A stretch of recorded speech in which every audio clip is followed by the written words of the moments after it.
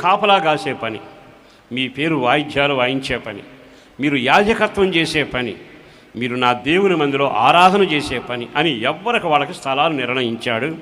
ఆ స్థలాల్లో వాళ్ళు ఎంత చక్కగా నిలబడ్డారు అంటే అంత చక్కగా నిలబడ్డారు.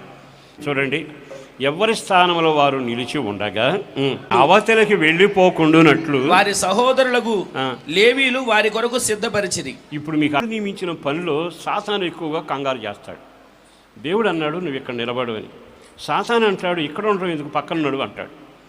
దేవుడు మనకు స్థానం ఇచ్చినప్పుడు పాడేందుకైనా, స్తుతించేందుకైనా, ఆరాధించేందుకైనా, భోజనం పెట్టడానికైనా, వస్త్రాలు ధరింపజేయడానికైనా, ఆరాధన చేయడమైనా ఏ స్థానంలో మనం నిలబెట్టినా వారు ఆ స్థానంలో నిలిచిరి. అది మీరందరూ వినాలి.